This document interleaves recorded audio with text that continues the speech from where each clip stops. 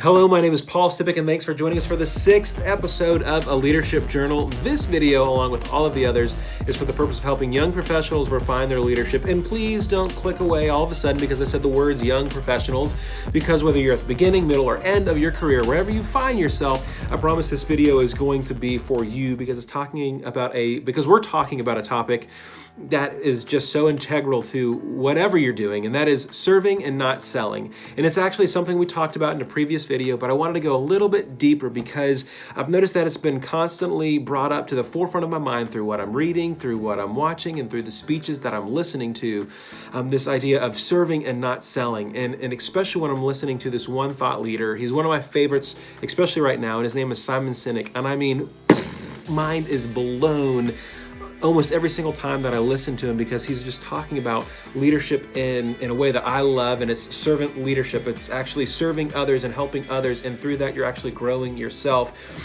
But this one topic that he brought up in his video that I watched most recently, which will be linked in the description below, is flipping the ask. And he brought up this incredible story to make his point. And it's something that I know you've experienced personally and probably actually have done to others, and that is this. He brings up this one story where you receive an email and it says, "Dear Simon," or "Dear fill in the blank. I know it's been forever since we've talked, man. It's been years. Just want to catch up, see how you're doing. I see that you're posting a lot of videos and great content on LinkedIn and all over the place. Just wanted to see if you wanted to grab a cup of coffee and catch up.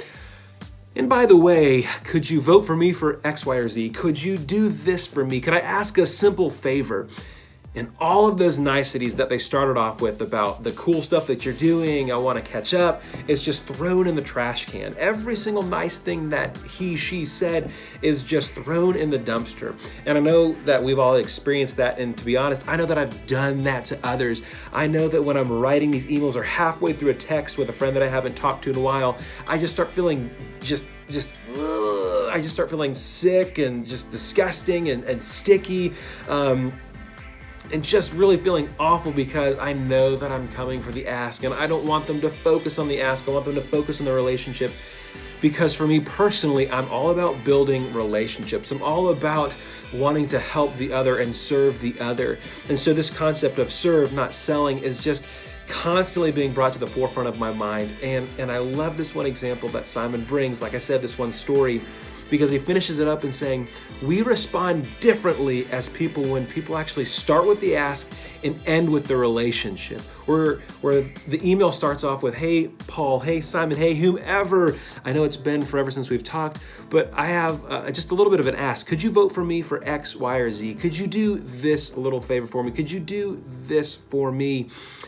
And by the way, I know it's been forever since we've talked, so could we actually grab a cup of coffee or grab a beer or grab something and just catch up and see what's going on in each other's lives and just really want to know what you are doing and what's going on?" When we start with the ask and end with the relationship, it changes the perspective of the other person. And I know for me, it makes me feel a whole lot better. And I've actually taken this and applied this concept for almost all the outgoing text messages that I've sent, or all of the outgoing emails that I've sent.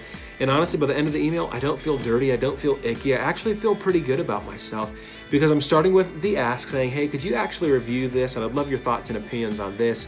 But more importantly, I'd love to just catch up and seeing what's going on in your life, and I'd love to see if I can't serve you in some way."